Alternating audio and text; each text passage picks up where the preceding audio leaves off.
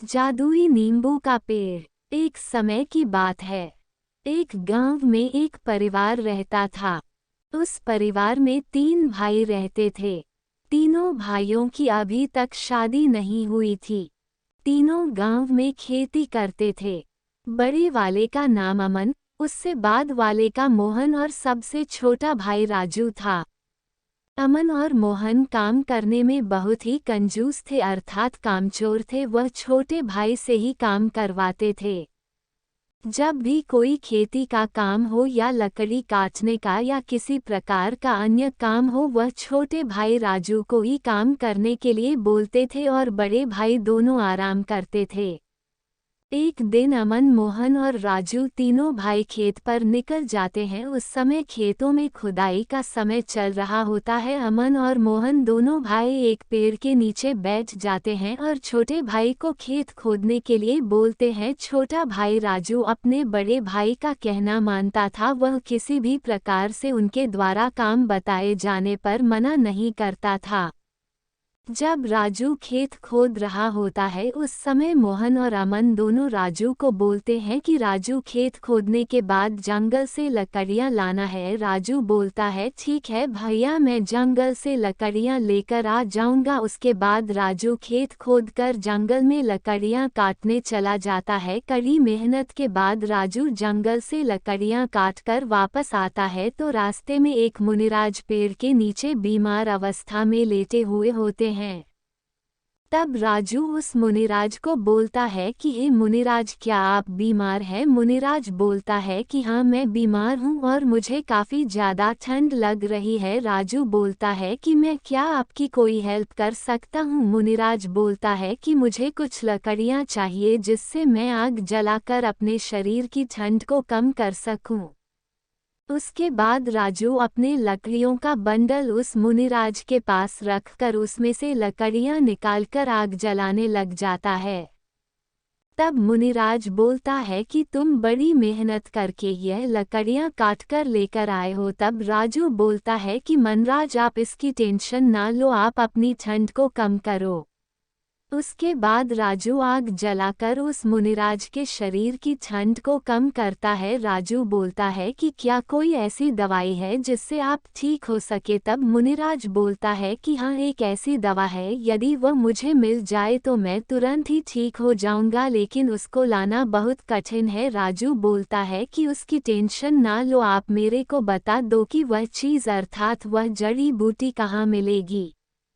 मुनिराज बोलता है कि इस नदी के उस पार एक पेड़ पर लाल फल के रूप में औषधि है जिससे मैं ठीक हो सकता हूँ। इतना सुनने के बाद राजू वहाँ से चला जाता है। नदी का पानी ठंडा होने के कारण कुछ घबराता है, परंतु वह नदी में छलांग लगाकर नदी के उस पार से वह फल लेकर आ जाता है और उस मुनिराज को दे देता है। जब मुनिराज वह फल खाता है तो वह एकदम स्वस्थ हो जाता है। उसके बाद मुनिराज उसे आशीर्वाद देता है कि हमेशा आपका कल्याण हो।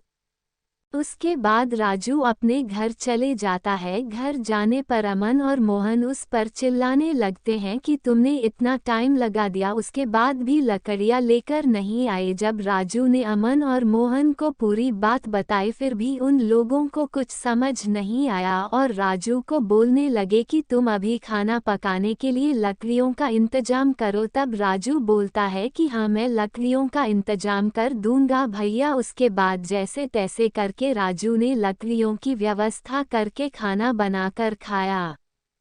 दूसरे दिन सूचना मिली कि राजा की राजकुमारी काफी बीमारी से ग्रसित है। यदि कोई व्यक्ति उसकी जान बचाने में कामयाब होता है तो उसे आधा राज्य और उस राजकुमारी से उस युवक की शादी करा दी जाएंगी। यह बात तीनों भाइयों ने सुनी। तब अमन और मोहन राजा के दरबार में चले जाते हैं और अमन बोलता है कि महाराज, आपके राजकुमारी का इलाज मैं कर सकता हूँ, उसके लिए मैं कुछ जड़ी बूटियाँ लेकर आता हूँ। राजा बोला कि यदि तुम राजकुमारी को ठीक कर सकते हो तो मैं आधा राज्य और राजकुमारी के साथ विवाह आपके साथ कर दूंगा। उसके बाद अमन उस मुनिराज के पास चला जाता है और मुनिराज से बोलने लगता है कि राजकुमारी के इलाज के लिए क्या कोई जड़ी बूटी है। तब मुनिराज बोलता है कि हाँ, एक जड़ी बूटी है, लेकिन वह काफ़ी दूर और पहाड़ के ऊपर है। वहाँ पर आपको एक नींबू का पेड़ मिलेगा, वहाँ से आप नींबू का रस राजकुमारी को पिलाते हैं, राजकुमार ठीक हो जाएगी। लेकिन ध्यान रहे, जब नींबू के पेड़ के पास जाओगे और आपने किसी भी प्रकार का अपने मन में ख्याल लाते हो तो वह आपको वही प्राप्त कराएगा। उसके बाद दोबारा आप उस फल को प्राप्त नहीं कर सकते। इतना सुनने के बाद अमन वहां से नींबू लेने के लिए पहाड़ पर चले गया। काफी हैरान होने के बाद उसे पेड़ के दर्शन हुए। उस पेड़ को देखकर अमन सोचता है कि मेरे को काफी ज्यादा भूख लग रही है, खास यदि यह सेब का पेड़ होता।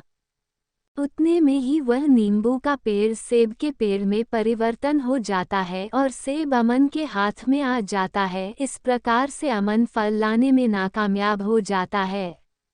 दूसरा भाई मोहन राजा को बोलता है कि महाराज, मैं इसका इलाज करूंगा। उसके बाद वह भी मुनिराज के पास जाकर बोलता है। जब मुनिराज ने औषधि के लिए वही नींबू का पेड़ बताया तो मोहन भी उसी प्रकार उस नींबू के पेड़ की तलाश में पहाड़ के ऊपर चले गया। जब वह नींबू का पेड़ को देखता है तो बोलता है कि खास यह बरगद का पेड़ होता तो मैं आराम से सो पाता। उसके बाद नींबू का पेड़ बरगद के पेड़ में परिवर्तन हो जाता है और अमन मोहन उस बरगद के पेड़ के नीचे आराम करने लगता है। मोहन भी इस काम में नाकामयाब रहता है।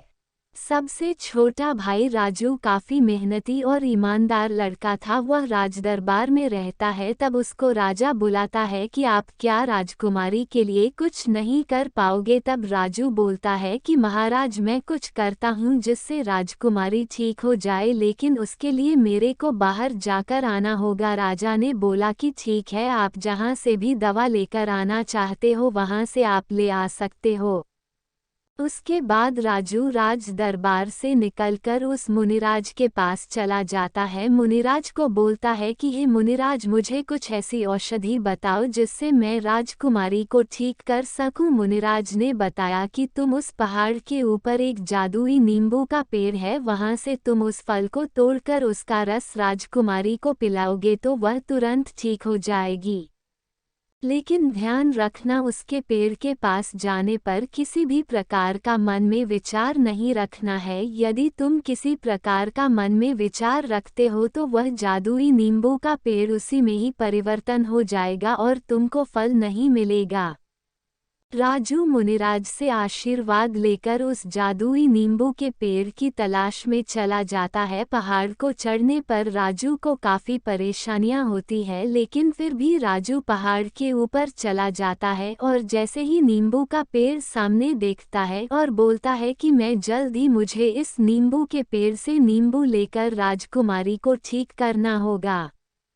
उसके बाद राजू के हाथ में जादुई नींबू के पेड़ से नींबू टूटकर राजू के हाथ में आ जाता है। राजू उस फल को लेकर राजमहल में चला जाता है और उस जादुई नींबू का रस निकालकर राजकुमारी को जैसे ही पिलाता है तो उसके बाद राजकुमारी पहले की तरह स्वस्थ हो जाती है। राजा बहुत खुश होता है। वह अपनी शर्त के मुताबिक अपना आधा राज्य और अपनी राजकुमार की शादी उस राजू से कर देता है। इस प्रकार से राजू अपनी मेहनत और साहस के माध्यम से उन दोनों भाइयों से काफ़ी आगे निकल जाता है। शिक्षा, निस्वार्थ भाव और दिल से की गई मेहनत का फल काफ़ी अच्छा होता है। अगर आपको ये कहानी अच्छा लगा है तो चैनल को सब्सक्राइब कीजिए और वीडियो को लाइक कीजिए। तो मिलते हैं किसी नए वीडियो में।